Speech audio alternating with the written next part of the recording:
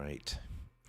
Yeah, so let's go ahead and get started. So, if this is your first time tuning in, welcome. It's Saturday morning, 10 a.m. Central, and this is every morning or every Saturday morning at 10 a.m. Central. I do a show called uh, "Worth It, Watch It, Rethink It," and essentially, what we do on this show is we critique diet and training myths, beliefs, sayings, those types of things that people hear out there in the industry.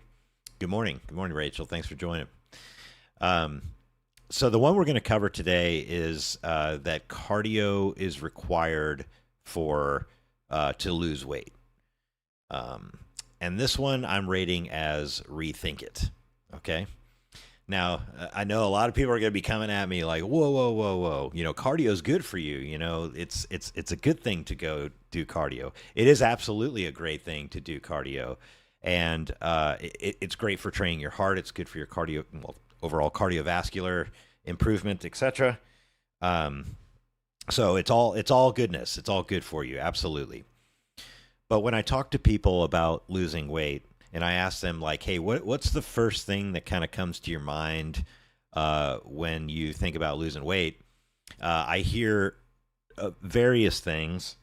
Uh, I hear various different. Here, let me turn off my watch because I'm very very easily distracted, and so as people are texting me and whatnot, my stuff's blowing up. So let me do that real quick. Sorry. Um, or else I'll just be all over the place. So they usually say to me, when I ask people, what do you think about when you're trying to lose weight? What are some of those first steps that you would take? And I hear usually, pretty typically, the first things that I hear are join a gym. Like, hey, I don't have cardio stuff at home. I don't have a treadmill or anything. I need to join a gym. Cool. The second thing I hear is, yeah, I just think about like tons of cardio, man, just sweating and working hard on the treadmill or stair climber or elliptical or whatever. And while those things they will help you lose weight, it's not everything, okay? And why do I say that? Well, I'm going to start with a story, okay? And put in the comments too, or in the chat, if you think if that's the first thing that came to your mind was, I got to do a bunch of cardio. I got to join a gym, and I got to do like an hour of cardio every other day, or 7 hours of cardio a week is what I've heard, etc. If you've heard that, put that in the chat or in the comments and let me know if you've heard that too. But there's some problems with trying to use cardio to lose weight, and I'm going to use a story of a person. I'll keep it anonymous, but so I went to a local gym here. That's how I started my weight loss transformation. And if you're not aware, I've lost 70 pounds and I've kept it off for almost 3 years. In fact, I've been able to reshape my body in ways that I never thought was possible. And I'm 49 years old, which tells you it's never too late to start. Okay, it's never too late. You can start today. And AJ, what's up, man? So this I when I first started on my journey, I didn't have any cardio devices at home like a treadmill or a bike or anything like that. So I did join a local gym down the street, and I went to that gym and continued to go to that gym up until about a month ago, and I canceled the gym membership because I have like three. I don't need three anymore. I just need just a couple. So I anyway, I go to this gym and I'm going there, and I usually go there pretty consistently at the same time every day, or every other day, about 5 times a week, usually 6 times a week. If I'm cutting, usually I'll go pretty much every day because I'll be doing morning fasted cardio in the morning, etc. Um, but yeah, I'd go and I'd see this one guy, same guy, every time I would see him. And he'd be on the elliptical, and he'd probably be on that elliptical for 30 to 45 minutes. Because I was there for about an hour, and my morning routine took about an hour. I would do some ab work, some core work, and then I would get on the stair climber, treadmill, usually those two, to kind of get my heart rate going and get my conditioning going. And this guy would be on the elliptical, normally the elliptical, and he'd be absolutely crushing himself. Like he had that thing. He was moving really fast, sweating profusely, and he's a big guy. I mean, he's probably 6'2", 6'1", 6'2", but he was absolutely obliterating himself on this elliptical. And the thing that I noticed was that even, I mean, I continued to see him for over a year, like, and up to the point to where when I quit the gym, he was still there. Unfortunately, though, he didn't look any different. Like he basically still had a lot of, you know, where us guys when we get older like to carry it. It's kind of the spare tire, around the midsection. He still had a lot of weight there. Probably a lot of visceral fat, which is the fat around our organs. That's the really bad fat. So even though he was like going to town on this elliptical every day that I was there, he looked the same. And that makes you kind of think like, what the heck, like this guy's crushing himself on the elliptical. How could he look the same? And so that kind of sent me into a lot of reflection. But the first thing is that's missing from that is that I don't know about him is his diet. I don't know what he eats outside of the gym. And it might be one of those things, another guy I know that I've talked to in the past, he's like, the only reason I do cardio is so that I can eat well. So he's a chef. So he loves to cook, loves to eat. He's a foodie, as they call it. So he loves to eat. And so he accepts the fact that, hey, I'm not going to lose any weight, but I'm going to keep the same weight because I want to eat what I want, and then I'm going to burn off the rest, right? And so he's okay with that, and that's totally cool too. In fact, that's better than doing nothing because then your weight just linearly increases, right? So he's doing a good thing. But it's the diet, right? Like that's the piece that I think a lot of people forget about when it comes to losing weight is that you can do all the cardio you want, but if you're still eating more than your body is using, you will not lose weight. You will gain weight, or you will maintain weight if you eat the same as your body uses. There's just no getting around that. That is a fact. I mean, it's just the way it works. And yes, there's lots of levers like with metabolism and things like that. Hey, how's it going, Juan Angel Coleman? Thanks for joining. There's a lot of levers you can pull when it comes to that, but it comes down to calorie in, calorie out. I mean, it really does. And what's interesting about this is that I started to kind of dig a little bit more, and I actually found a couple studies that are super interesting, and things that I've noticed just in myself. So one is there was a study in 2016 from Poncer et al., and it basically talks about how your body actually will fight back against higher activity levels. So in other words, your body will actually change the way it uses energy when you have high amounts of output.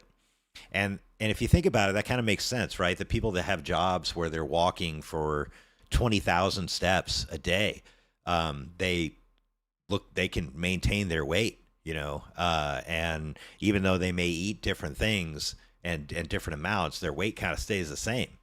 And so the body, and that comes down to the fact that the body wants to maintain status quo, right? It wants to maintain what's called homeostasis, which is like keep things the same, right? So as you increase your exercise, your body does not want to burn fat. Like that's a survival mechanism, right?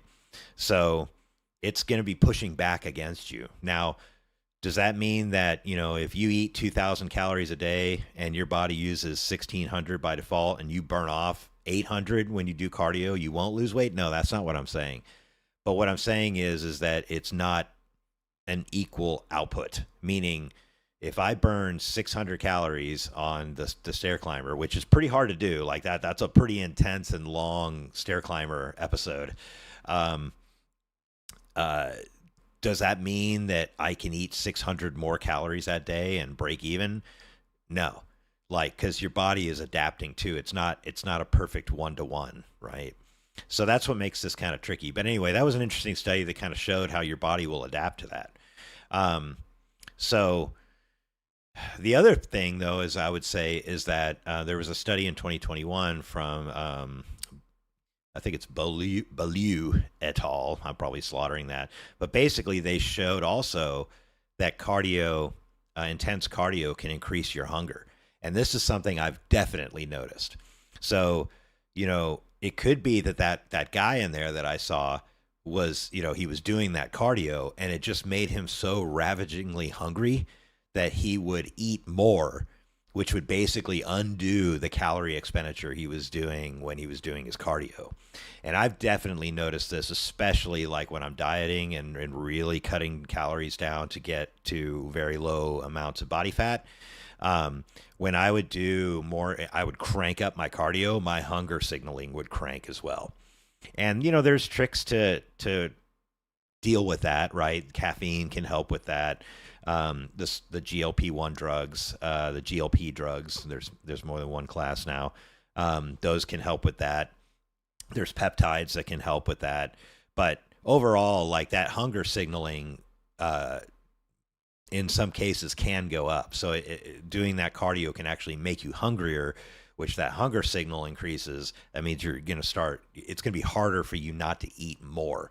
And so that's more calories in, less calories out. And you're kind of like, I was thinking of a pissing in the wind, but that's not very that's not very nice. You're kind of just like running uphill, or you're trying to go up an escalator that's going down. It's you're doing it the hard way, right? And so that brings me kind of so like, what is the answer, right? So is cardio the answer to losing weight? I think it can help, but it still comes back to diet. If I kill myself, if I run myself into the ground on the stair climber, if I run myself into the ground on the stair climber and I go home and eat a dozen donuts because I'm so hungry, that really doesn't do me any good, right? It would have been better for me to walk like 10 minutes on the treadmill at an okay pace and cut my calories even less. And that's what I did at the very beginning of when I was losing weight. Was I was cutting my calories pretty aggressively and then doing some cardio. Another caution I would tell you is that if you try to slam, like what I see a lot of people do is like they will throw themselves at cardio at the very beginning and they'll get hurt. So, and that's what happened to me. It wasn't a serious injury, but my right or left, it was my left hamstring. That's the muscle, behind your leg, upper leg here. It actually got really tight. And that was from me doing incline treadmill for, an increasing amount of time and doing it every day. And so it was kind of like a repetitive stress injury kind of thing. And so that left hamstring was tight for a year. I mean, it took a long time for that to clear up. It didn't hurt, but it was bothersome. But a lot of people, I hear that story. They're like, yeah, I was in the gym and I was going really well. And then I was riding the bike and I got really into it. And then all of a sudden my knee started really bothering me and I couldn't ride the bike anymore. And so I sat out the gym for 3 days and then I just never went back. I hear that so much, So it's better to, I think, in my mind, it's better to start with something that is moderate from a cardio perspective or an exercise perspective, and then cut your calories, get the most aggressive with your calories. Okay. So what do I mean by that? Let's put that into a program, something actionable. So what that would look like for me was essentially I would start out at like 10 minutes on the treadmill 3 to 4 times a week at like a 6% incline at like 2.8 miles an hour. And I would do that for 10 minutes, 3 to 4 times a day. But I would then cut my calories. Like I put out a video about this. I should put a short out about this, about learning how to trend your weight. So basically you can go online and you can open these calorie calculators. I'll put one in the description that I used, but it gives you kind of a good rough guess, based on how active you are and your current body weight, height, age, that kind of thing. It'll give you kind of a rough estimate of how many calories you should eat. So basically I put that in there and I think it said like I would need like 2,200 calories. At the time I was not very active. I was not getting a lot of steps. But So I would do that, and then I would. I think it came out to 2,200 calories. So basically, I said, okay, well, I'll tell you what, I'm going to cut 500 calories every day. So I basically started eating 1,700 calories a day, and I found that that was pretty achievable. Like with that amount of exercise, um, I didn't get super hungry. I ate frequently enough, etc. So uh, it was a sustainable thing for me to do, and I was able to execute that plan for 3 months, and then after 3 months, I had already lost 26 pounds. So I was under 200 pounds for the first time in many, many, many years, decades. So Kant's morality or Mill's pragmatism, and why? I don't even know what that is, bro. Like Tommy, I don't even know what that is, man. You're clearly more educated than I am. Oh, Valley, thanks for the nice voice. It's all filtering and microphones, man. Like it's yeah, it's yeah. Yeah, it's all mics and filters. My voice is actually not this nice, but anyway, I appreciate that. But yeah, so I think it's, when it comes to doing cardio, start slow. Like the thing I always tell people to do, I think it came from Stan Efferding, which I think is a pretty sharp guy, knows a lot about exercise and weightlifting and stuff like that. 10-minute walks like after every meal. That is a great way to just start getting some more steps in. Like, so you don't even have to join a gym. Just go walk around your block for 10 minutes every time you eat. And try eating 4 to 5 times a day versus 2 times a day or 3 times a day. That can keep you fuller over the time of the day, and, up your protein a little bit.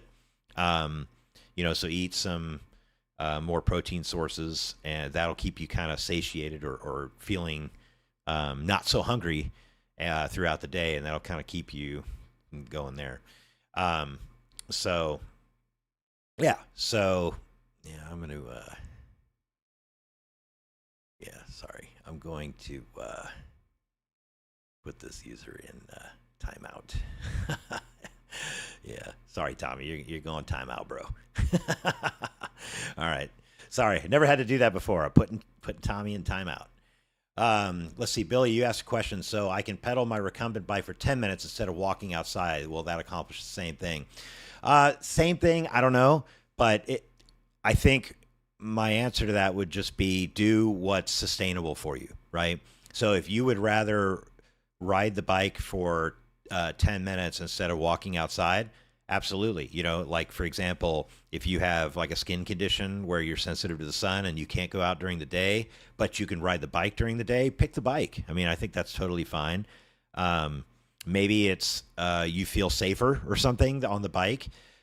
Personally, for me, I don't like the bike. For myself, because my right hip, for some reason, I have sharp pain in that hip after about 5 minutes of riding any kind of recumbent bike or anything. It's interesting because I can do the stair climber and I can do the elliptical for 20 to 30 to 40 minutes and be fine. But there's something about I think it's like the way I pedal. It must be the way I pedal is jacking my hip up a little bit. So I just try to avoid that. Just what I would answer to that is just do what's sustainable to you. Yeah, for sure. Let's see.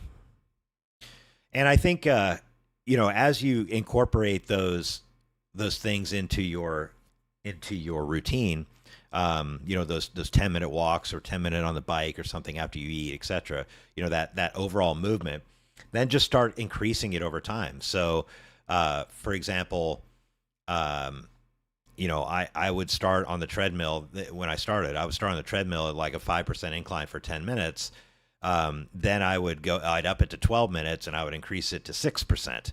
So I would slowly ratchet it up over time. And that's important too, because your body will adapt.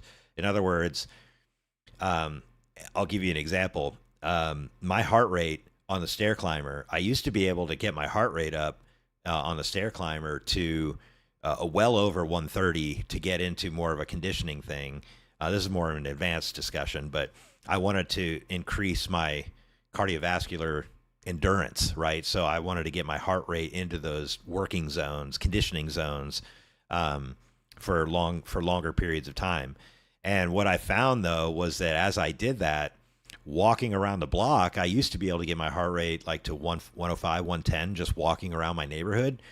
But what I found was my heart rate would not even break 90 when I was walking around so your body will adapt pretty fast to it. So you have to continue to push yourself and increase that difficulty over time, because your body, like I mentioned before, homeostasis, right? Your body wants to get back to baseline. So it's going to try to even things out. And so it's very good at adapting to work.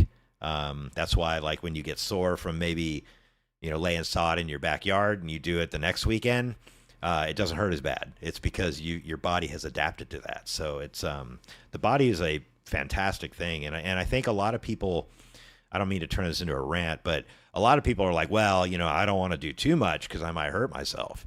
It's like, well, what's too much though? What is that? And in fact, I'm guilty of this too. At the gym I go to, pretty hardcore gym, they do a lot of deadlifting, and I don't do a lot of deadlifting. I've always been a little bit afraid of it because of back stuff, like my lower back.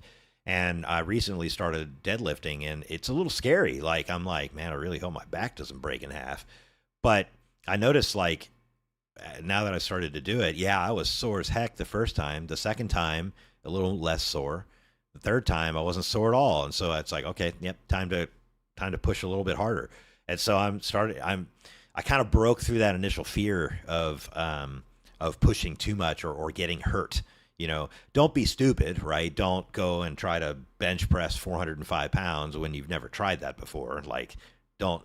And that's an important thing for us older folks. That sounds terrible. For us advanced in age, because, hurting yourself, we don't heal quite as fast as we did when we were younger. So that can sideline you for a long time. And, honestly, part of, I'm getting on a bit of a rant here, but part of this whole, like, getting healthier and exercising and things like that is working around injury. I've had to work around a lot of injuries. But the key is just to stay consistent and do what you can. So for example, if you hurt your arms or you hurt something on your arm, that doesn't mean you can't work your legs out. Okay. So, try to keep that consistency, because the consistency, especially in the first 6 months when you first start, consistency is key. Because any little disruption, could throw you completely off, and you never end up picking it back up. I think I heard Peter Attia say this one time. He said, it's okay to miss one day at the gym, but don't miss two. Which I thought was really, really good advice. Like, it's okay to miss one day, but don't miss 2 days in a row. If you've been working out for 40 years or 20 years or 10 years or even a year straight and you never miss, and you miss 2 days in a row, not a big deal, right? But if you're just starting out, just know that you are very susceptible to falling off the wagon, as you say. Yeah. So cool. Well, so that's really the topic today. So I think the deal with cardio is, yes, it's absolutely good for you. Yes, it can help you lose weight. But too much cardio, especially at the very beginning, can really drive up hunger signaling and make you eat more. And it also exposes you to some repetitive risk to injury. So I would just kind of say, rethink. If you think that you have to I shouldn't say that. I think YouTube bans you for that.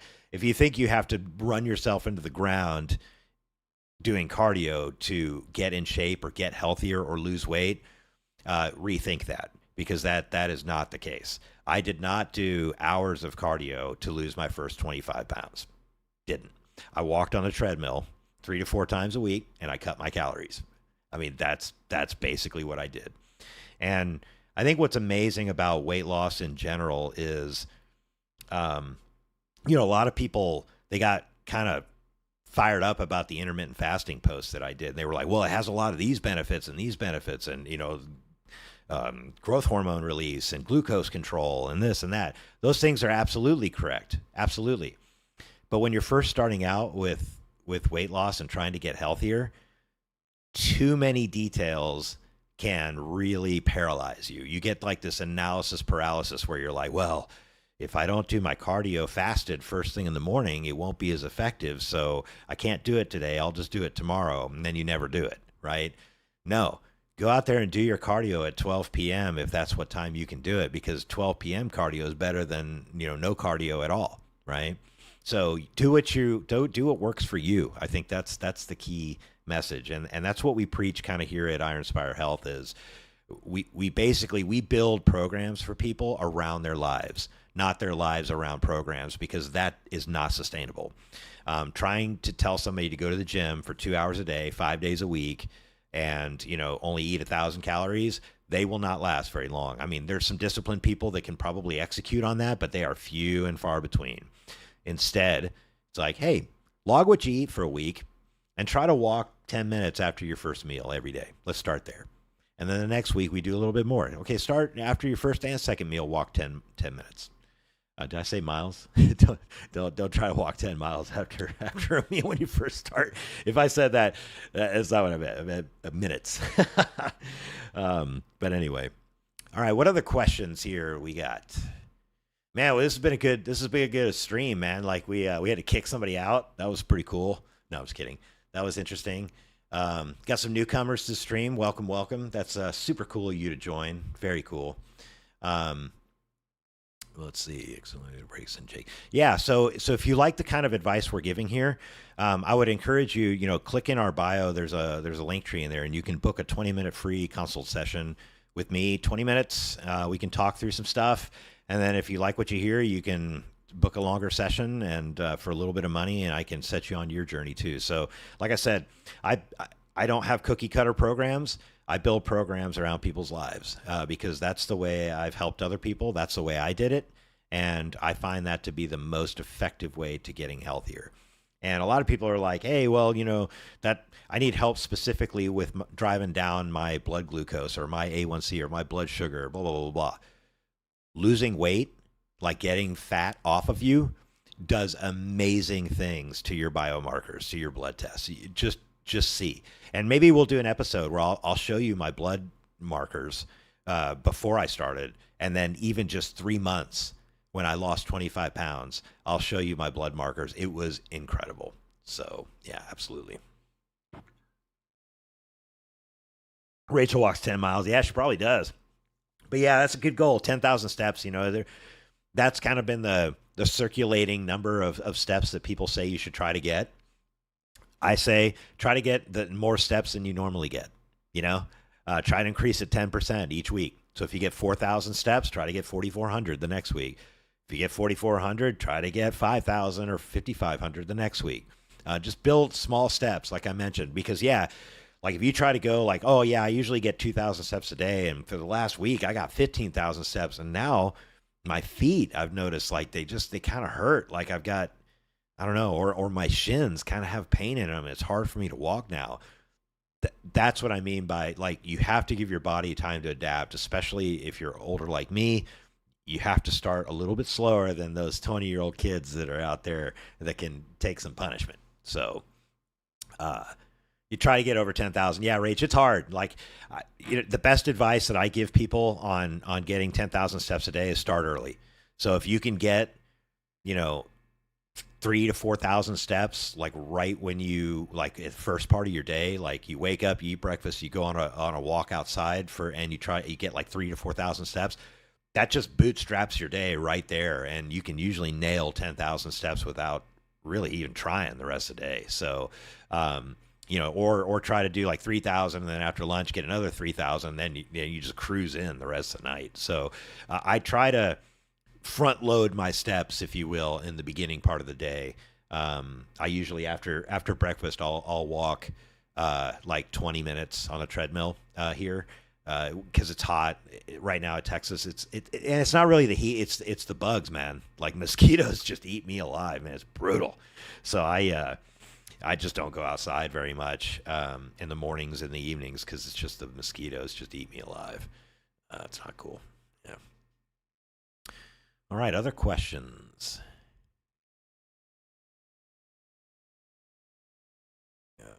Yeah, 14,000 steps all in one walk. Yeah, back screams. Yeah, absolutely. Like I started having some back stuff too. Like my my left rhomboid, like, so that's the muscle kind of between your shoulder blade and your spine.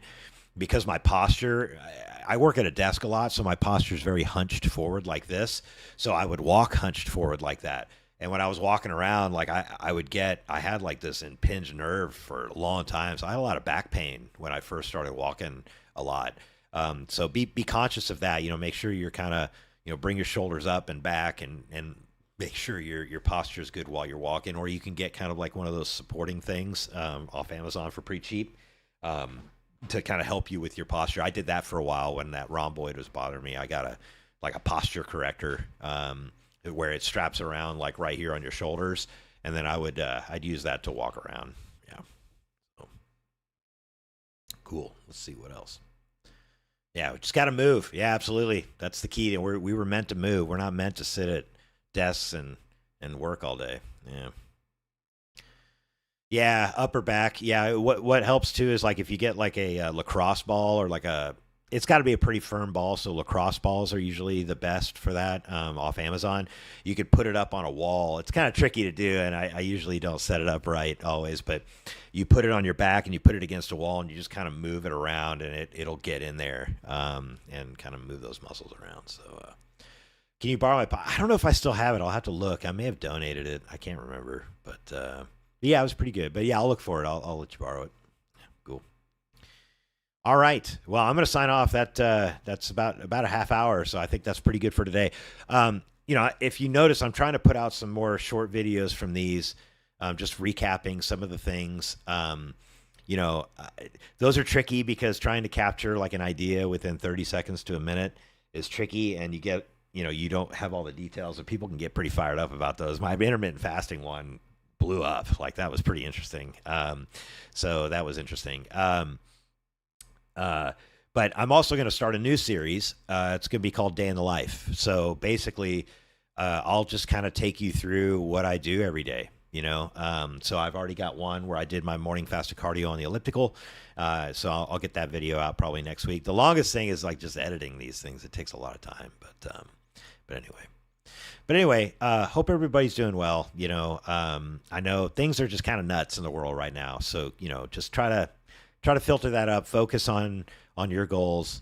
Try to really, set some goals for yourself, focus in on that, and just try to stay positive. I think that's really important. And that's advice I need to take for myself too. So if you're on your fitness journey, keep up the great work. I know you could do it, and I will see you in the next video. Thanks. Take care.